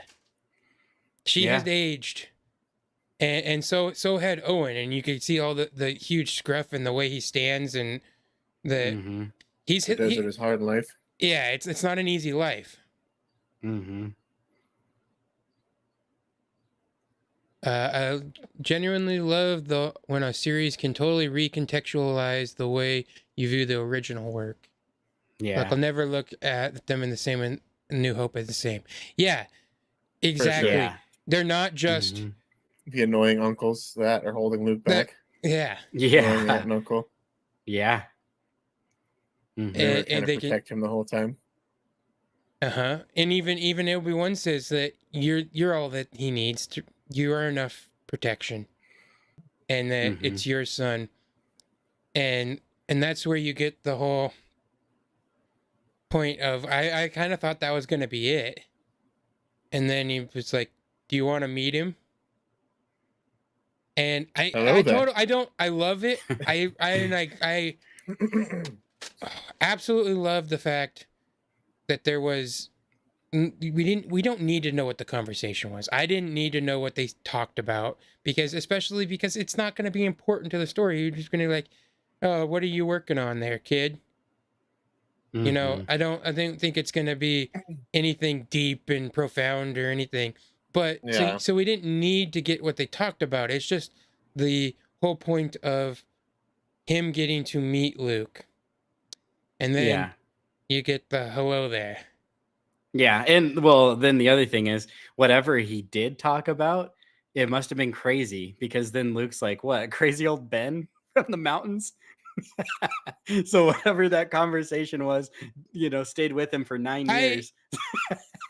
I would have always assumed, and I kind of still do, is that when he says "crazy old Ben," he probably doesn't remember a whole lot from this conversation. I just assume it's mostly his uncle. What his uncle has told him about him. Yeah. And that's the influence. Yeah. And then okay, I saw Seth mention it back there or not, back a little bit, and we haven't actually addressed it, but he's I've seen the conversation popping up of the plot hole of, well, should Obi-Wan have killed Vader there? And I disagree. And it was the last episode. Uh, it's the whole lesson from episode 5 in their fight, where Anakin says mercy doesn't defeat an enemy, and that's untrue. In fact, the mercy defeats Vader. That's how Luke defeats Vader. Yeah, that's true. He shows him mercy. He Yeah. doesn't. He won't kill him. And so the mercy that he shows, he doesn't kill him, and then he throws his weapon away. So that's why that Obi-Wan shouldn't have killed him, because mercy does defeat an enemy. In fact, I'm pretty sure that's what he says to Reva. He says, because she was sad because she couldn't kill him, and then she was sad that she was asking him, if Obi-Wan, if she had just become Vader, basically, if she was as bad as him after that trauma. And he says, no, you've shown them mercy. And so that is, I think, he shouldn't have killed him. It's not the Jedi thing to do. It's all, at that point, you could have considered Vader an unarmed opponent, and Yeah. Anakin said so himself. It's not the Jedi way. Mhm. When he took Dooku's lightsaber away and took his hands away, Yeah. he should have just. I mean, I don't know how you handcuff a guy with no hands, but You find a way. Mhm. but Yeah, yeah, and there's nowhere he could have taken Vader, obviously. But I think, my viewpoint has stayed the same from before. Like the two things, the two reasons why that he didn't. One, he already told us in canon. He already told Yoda, I can't kill him. So he's never lied mhm. from the very beginning. So, nowhere all the way till the very end, he would rather let himself die and, be, taken into the force, than to continue fighting him. Right. Once again, he used himself as a distraction, just like he did for Leia as a little girl. He used himself as a distraction, for Luke and Leia and Han and Chewie or whatever to be safe. That Yeah. was his main goal. He completed it. But once again, like, I don't think, even if he was powerful enough to do so, I don't think even at that moment he'd be able to kill Vader. Just because he's too close to him. That's just one thing that he can't get to the point of actually killing Vader. No matter what. And I feel like then the second thing is, kind of like you said, the both moments at Mustafar and then here at both moments, by the end of it, Anakin or Vader at both moments was no threat any longer. He wasn't a threat, at least as far as like to Obi-Wan. So he didn't have to continue fighting because there was no longer a threat.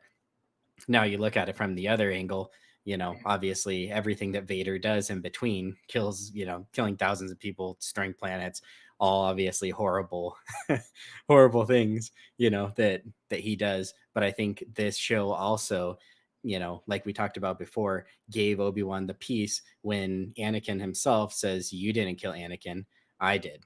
Now speaking as Vader. So now he can reprieve himself from all the things that Vader does, Mhm. because he said it himself. This wasn't your fault. I'm the one that decided to do this. It's not on you.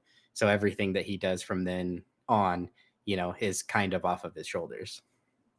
Yeah, and I'm gonna get to what Seth said in a minute, but I kind of want to continue on this thought of recontextualizing movies.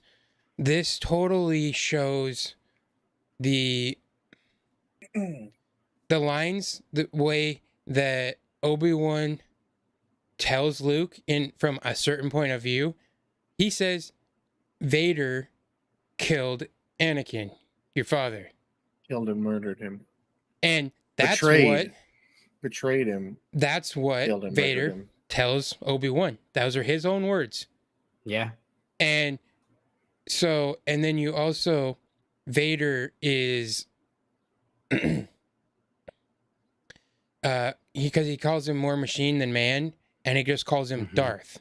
And that's why when he tells him, Vader killed him, he's like, okay, then then I'll just use a title. You're not even good enough for a name anymore.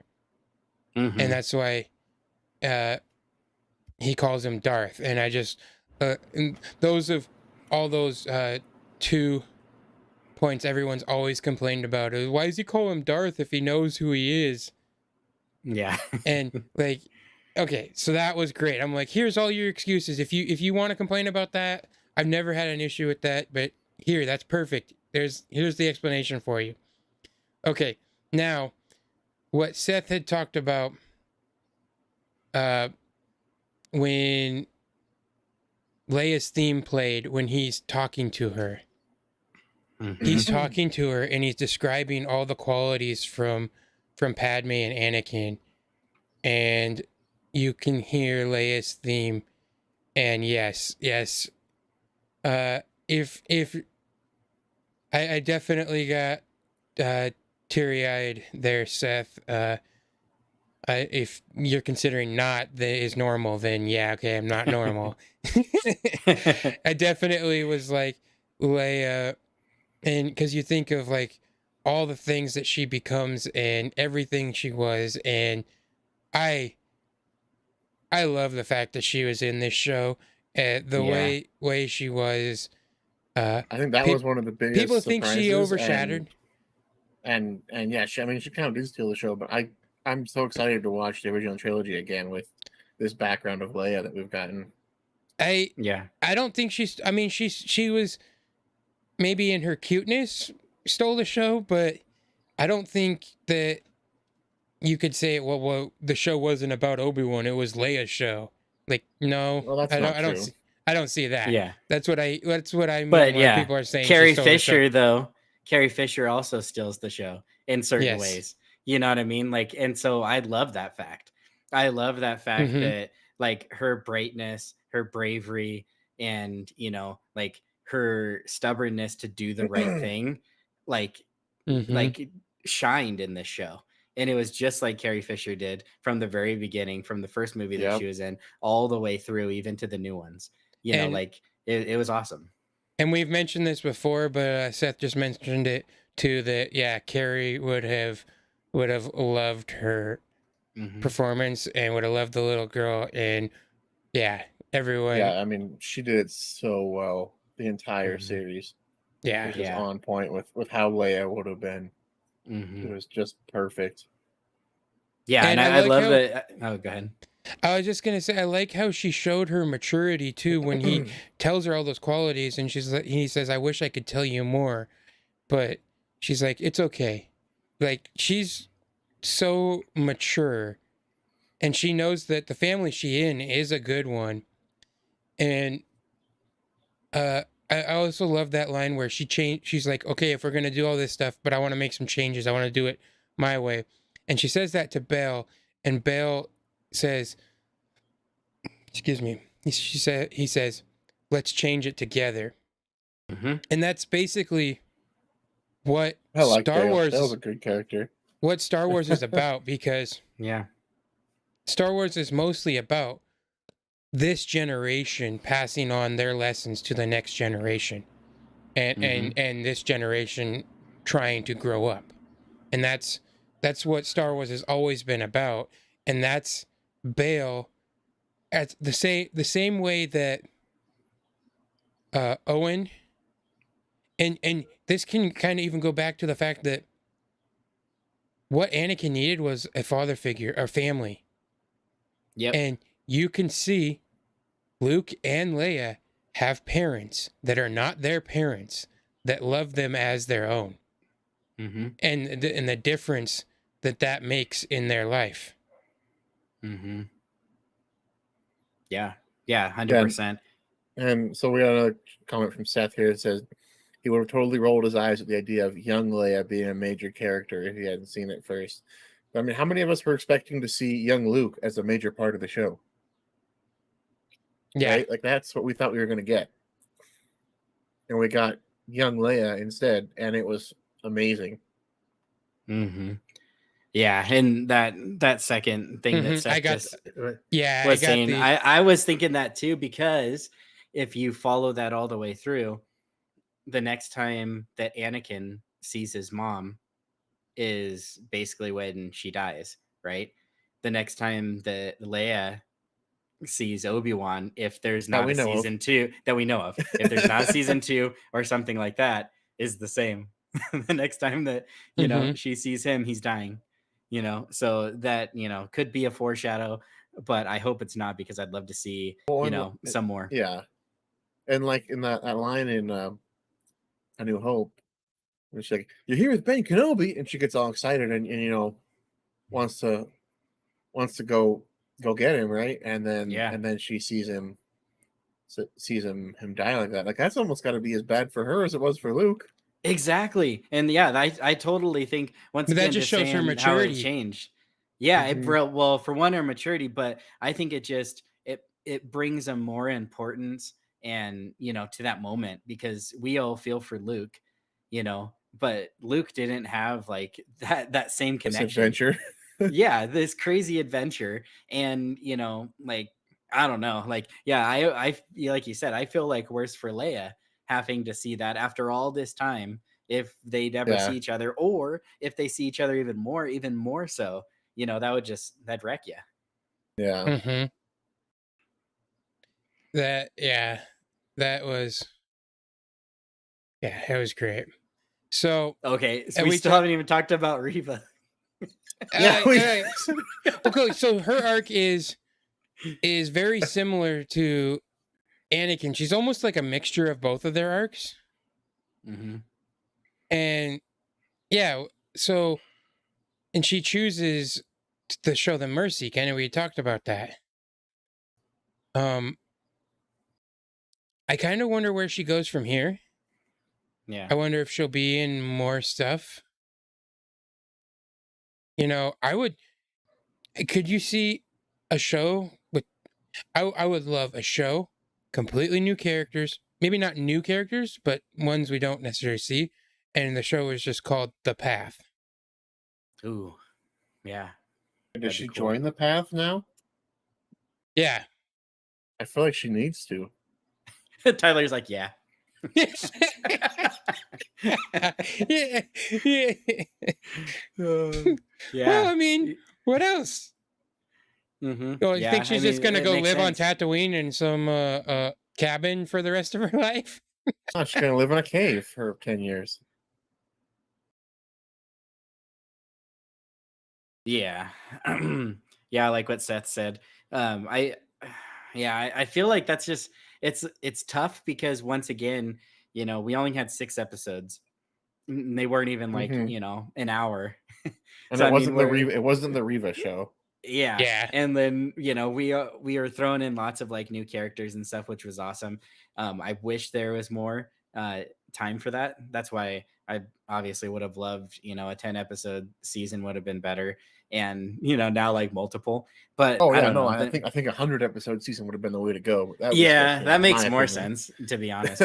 But you know what? I feel like the other thing though is they realize how successful, the Mandalorian was, and then now starting to tie it in like with Boba Fett and things like that. People can cry and Hmm. complain all they want, but you loved that. You loved when the Mandalorian comes into like free Boba Fett show. Like, I don't care who you are, you love that. You can say what you want online, but you love that. I Even if you saw don't like Star Wars, you love that.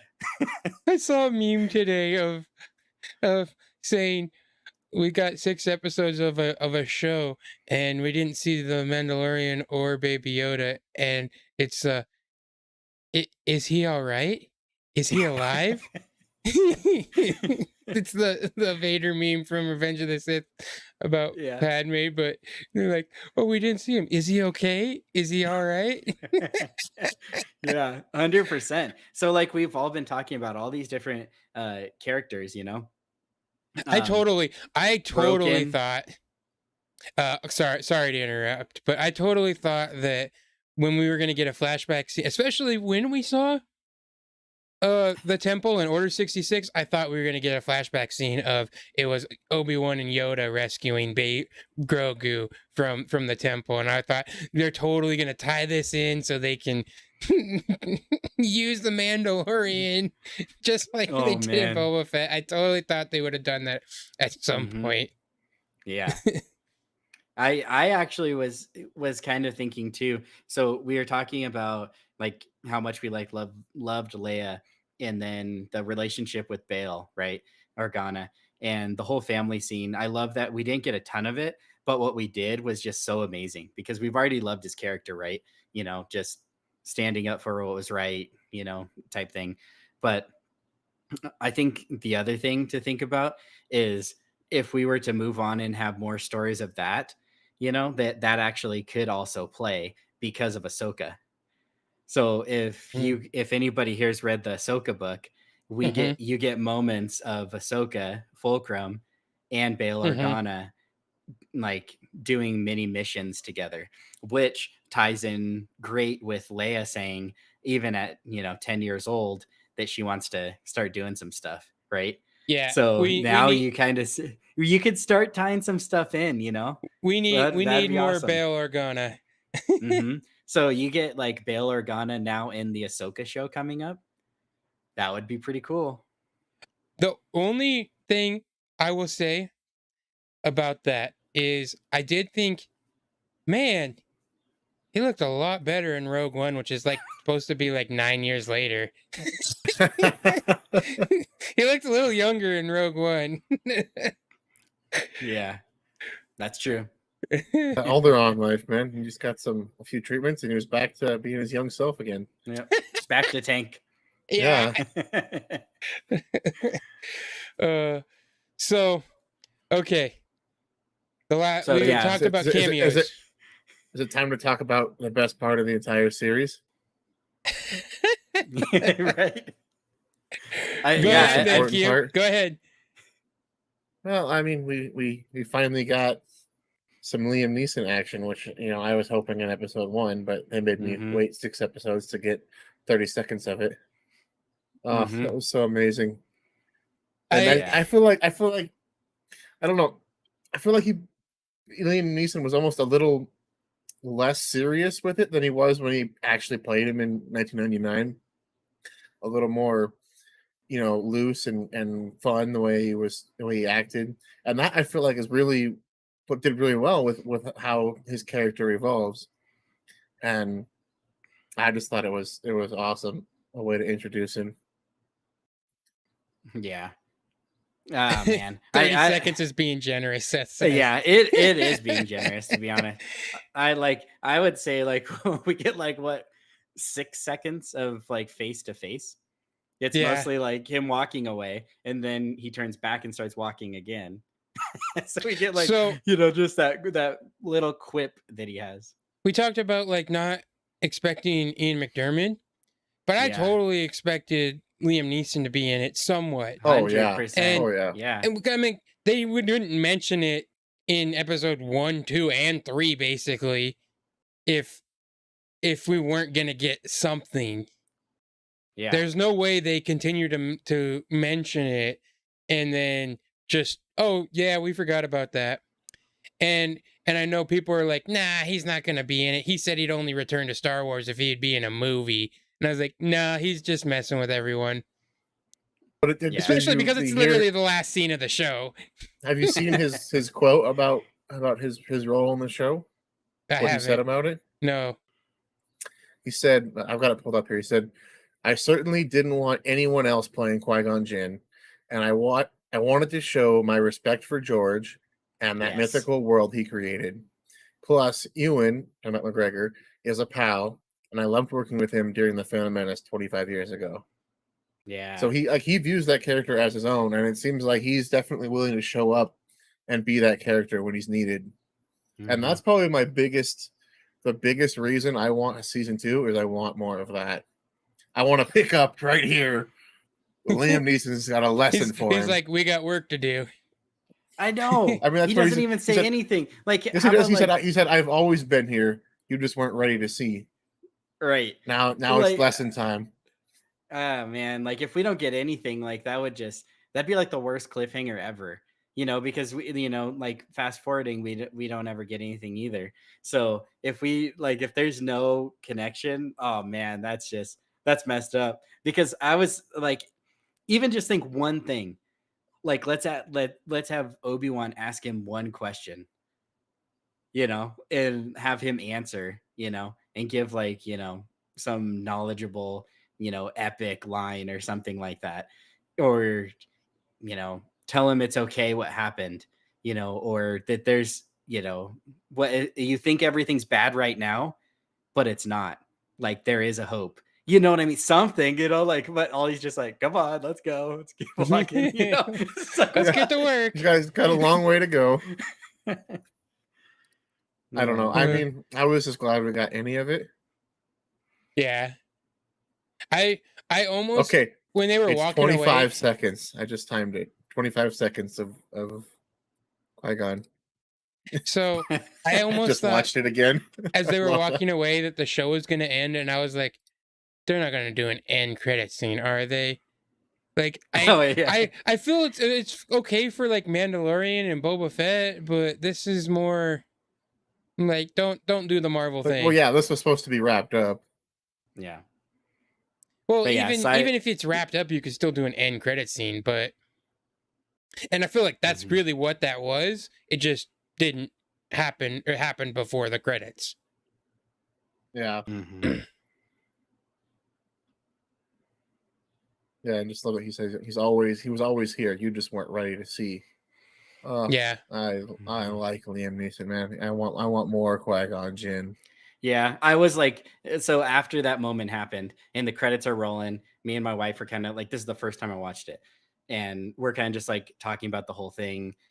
Lily's still like emotional because of the Leia thing and everything. We're just kind of like talking about the big moments and how great of a show and overall it was, And then all of a sudden I was just like, what in the world am I thinking? Liam Neeson allowed a little girl to be kidnapped and didn't do anything? It's like, what? That's like his whole thing. All he does is help people that are kidnapped. Technically, didn't he kidnap Anakin? So, I mean, he kind of is a kidnapper. Well, he did ask if he wanted to go. And the mom said, do you want to go? And he said yes. So, I like that was consent there. Seth's comment. Yeah, he can talk all he wants, but that Disney money spends nicely. Yeah, I would agree. 100%. Yep. I wonder what kind of check he got to do, like, a day's worth of work. Not even. He probably showed up for half an hour, put on the robes. See, Josiah, for your point, though, he didn't intervene because he knew that him intervening is not what Obi-Wan needed. Obi-Wan needed to learn this lesson. Yeah. He knew when it was ready for Obi-Wan to move past this and to learn more. That's basically what Seth just said. On his own. Yeah, he was still demonstrating his faith in Obi-Wan. Yeah, 100%. And I think the other thing too is, just like all of them, once they get to a certain point and realize, that everything's not on them, take the humility, road there and realize, just like Yoda, he knew that he couldn't do anything, but he still had hope.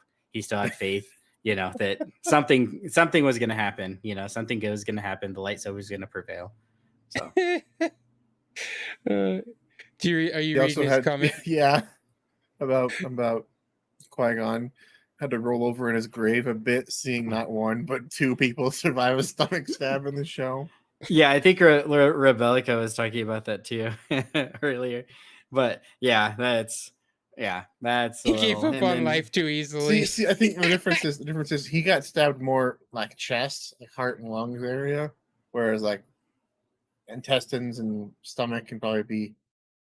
I don't know. It all sounds bad. Mm-hmm. Probably no back to Yeah, honor it's for the probably that It's kind of a revenge thing. backwater. Yeah, exactly. He was at It's the peace, yeah. so he didn't keep him alive. Yeah. Yeah, and then what Seth said earlier, did anybody like make sure that Qui-Gon was dead before they burned him? Just like He was just lying there trying to gain his strength back, and they just set him on fire. he's using the force, to try to stay alive. And they're just like, okay, here you go. Light the fire. The poor guy. That's great. Well, Mm. I think we can start wrapping it up. If there's anything else you guys want to mention about the show, or Really make sure. Yeah.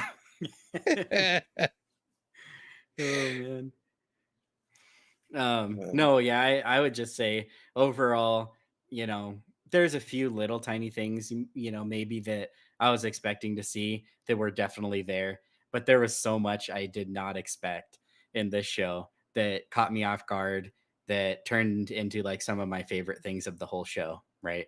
So yeah, I love this show. If there isn't a second season, I would love to see some of these characters' story continue, or like some people had mentioned in chat too, even Riva, for instance. We Mhm. got a flashback to when she was really young, and that's really about it. But even some, even if we see her story in the future, where she ends up going the path, if she starts working with the path, or starts making good decisions and helping out, maybe that story would definitely be interesting. But it'd be also awesome to kind of see where she went from surviving getting stabbed by Anakin slash Darth Vader as a young Padawan, all the way up to making it to Inquisitor. That story also is interesting. Roken, he said, I'm just getting started. All those shows are really cool. Rogue One is awesome. So I'd love to see that, like you mentioned in Andor, seeing him, be a big figure in the future would be really cool, and awesome kind of call back to his start and everything with what was it, his wife? I can't remember if he was married or not, but the one that Yeah, was force yeah, his sensitive wife. wife. So I mean, that So plus everything with Obi-Wan. I mean, man, there's so many places to go with this, but in my own little fan theory kind of thing, or just desire for a show, like you mentioned about The Path, what I would like to see is if the show The Path were to like start prior to these moments in Obi-Wan, and then kind of overlap with them and move forward. Because really, mm, I want to see. Sadly, she's dead, but I want to see more Tala, and I want to see yeah, some more of her story. And so that if you took like combined hers and Roken's story before the Obi-Wan show, and then obviously because now she's dead, but then the show continues after, and what he continues to do yeah, after, I think that would be really cool. and Quinlan Voss. Yes. That's what I Yeah, said. yeah. That's when I said the path would be like most people we don't know are new Hmm. characters. Well, I was thinking Quinlan Voss, but I mean, we don't Yeah. really know him. He's been in a couple episodes of the Clone Wars, but other than Yeah. that, yeah, And he's Dark just a Guys, name. guys, Disciple. Yeah. do you guys see Steph's comment about Wade? Mm-mm. Uh, Just said also the stumbled crippling over the loss of crippling Wade. loss of Wade, the breakout star of the show. Oh man. Poor Hey, Wade. he was important to that character who I don't know her name of because she was only in it for a few seconds. But she said Wade's name, so I know who he is. Hmm. Yeah. Yeah. Like you guys are saying, I mean, 100% agree that, if people would have told me when I first started watching Mm-hmm. like the Star Wars movies, like what it would turn into all these years later, like, yeah, I mean, even the only person that knew where this could go was George. Mm-hmm. George is like, I know where this can go, but the technology's not ready. It's And not the right time. And he was right, because now that we have all this Star Wars with modern technology, it's so amazing. I don't know who said this, but I'm sure I've seen it somewhere. It was one of the filmmakers or something. I mean, maybe the sequels, or maybe it was Favreau. But he said George made the or maybe it was Filoni. George made the universe. We just play in it. Yeah. But Yeah.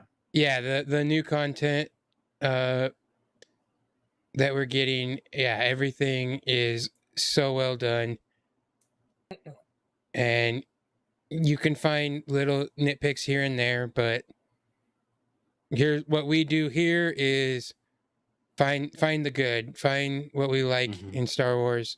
We try to be a Jedi, not a Sith, even though Mhm. I do call myself Darth Canuck, but you know, it's just because it's a cool title, you yeah, know. one of us is a Sith here, so. Oh, man. But So yeah, no, yeah, 100%. Yeah, I'm excited to see where everything goes. They finally even mentioned, after saying 100% no, no second season. Now they're starting to break down a little bit and say, um, Kathleen Kennedy even said, "Hey, we do what the fans want. If the fans want it, we'll give it to them," basically. So whether or not there's going to be a second season or not, I do feel like, the fans are unanimous in the fact that, they loved this series. And so I think that there is going to be more of something. I don't know if it's going to be a second season, and I don't even necessarily expect one, even after the possibilities have started to pop up. But I would love to start kind of seeing what they're doing with the other shows, and start putting some of these characters in maybe even some of these new productions. I do. This show is a lesson, especially to Star Wars fandom, of be patient, Mm-hmm. because a lot. I saw articles of, you know, the Obi-Wan show is ruining canon more than it's solving, and it's like, okay, well, you haven't seen the full show. Yeah. You know, how Mm-hmm. does Reva know who Anakin is? Well, you haven't seen the full show, Mm-hmm. and How did it's the a Grand lesson. Inquisitor get killed? Yeah, it's just a lesson of be patient, let the show play out before you start jumping down every plot hole or some of the stuff. Every How is there a plot hole if the plot's still going? Yeah. yeah, exactly, Yeah. and uh, yeah. So we need to kind of think of it that way. We need to let the story play out, and frankly, plot holes are just things that happen. There's not a Mm-hmm. perfect person in this world, so that means there's not a perfect writer. You know, Mm-hmm. mistakes happen. It's just how it is. There's not a perfect piece of art, and especially when you start dealing, Marvel is running into these same things. When you the more you add to it, the harder it is to continue to make sure it's all 100% filling or fitting correctly. Mm-hmm. So I thought that was a good lesson to take out of this show. Mm-hmm. Yeah. 100%. Yeah, Rebellica said, "Can't wait to see Ahsoka series." Yeah, that's Rebellica, a I don't know if you've watched other episodes of this podcast or not, but yeah, Ahsoka is one of my favorite characters. Definitely top 2 of my favorite characters. So that is one that I'm super excited about. I'm going to be excited about every Star Wars. I'm super excited about Andor and Bad Batch season 2 mm-hmm. coming up. But yeah, Ahsoka definitely has a big place in my heart, and I'm really hoping that we finally get the conversation with Luke and Ahsoka about Anakin, because I Is it? really want to see that. I agree. Ahsoka is also one of my favorite Star Wars characters. I mean, we named our dog after her. Yeah. But also, is it a little weird to me? Because I'm thinking, man, I can't wait for Bad Batch. And No, it's not weird. No, but no, for me, it's a little thinking of like, man, it feels like it's been a long time since we've seen some animated Star Wars. Yeah, that's And true. yet we got the Bad Batch season 1 only last year. So it hasn't really been that long. It just seems like it's been a while. Yeah. Mm-hmm. Man, I'm the trailer for season 2 got me like so hype. And then after Mhm. So Celebration, much. and then like hearing all of like the voice actors talking, having having them like say what they love about their character, what they, are giving us little teasers about what we're gonna see. Oh man, I was just getting like more and more hype. I can't wait to see that show. I'm excited to see Omega's growth. Like she Yeah. looks like Omega. more mature and more battle ready. She has her armor and her Yep. bow, and I mean think about it, she's got Mhm.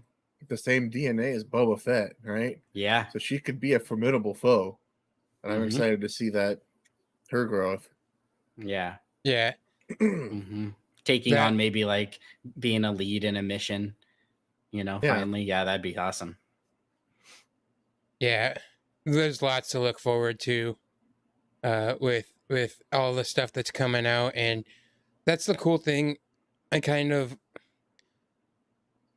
at first I didn't like the whole episode to episode 1 week after another. Yeah.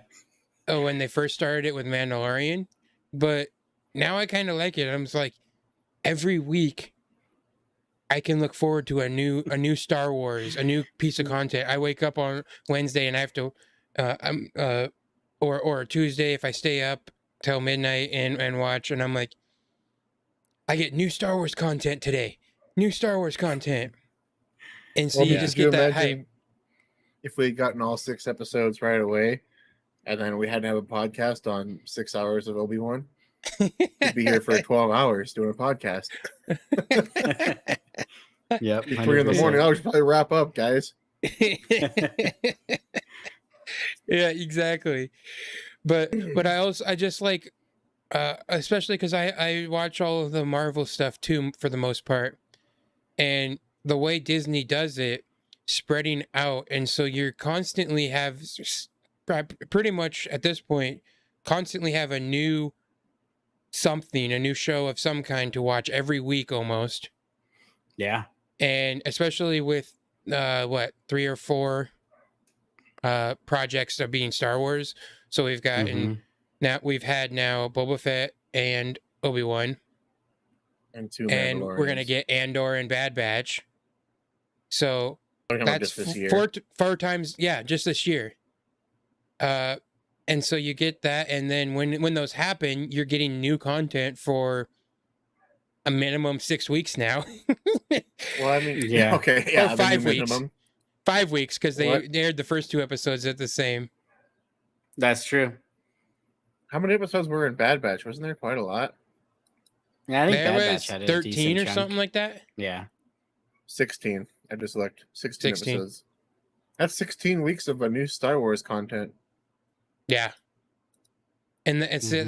that's the fun part is like there's constantly you're not overwhelmed with it, but at the same time you keep getting new stuff, and that's kind of what I like the way that Disney Plus has been going.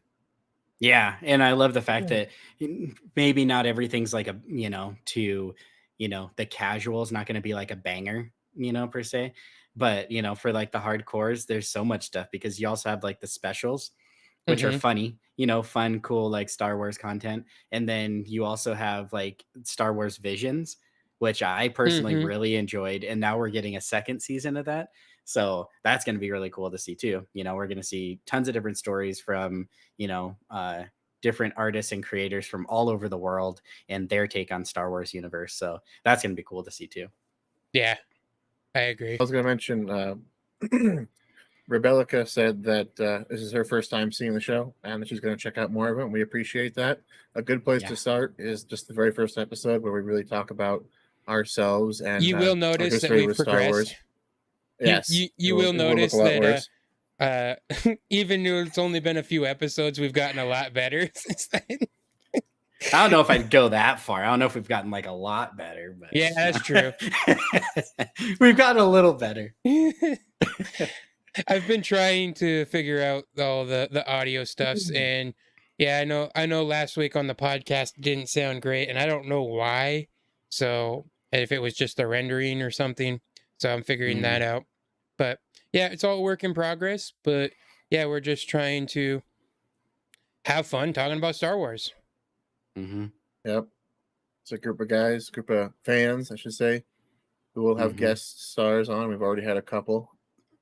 Yeah. As you can see, Seth is already wanting to come back on, and that'll be Mm-hmm. exciting. He's a fun Yeah, I character don't. to have I around. don't know if you're still on or not, Rebecca. And I can message you too. But if you'd ever want to come on the show, we'd love to have you on the show too. And I know that you're a Star Wars fan, and I've seen you in the discords talking about Star Wars and your thoughts and opinions. So we'd love to have you on the show too.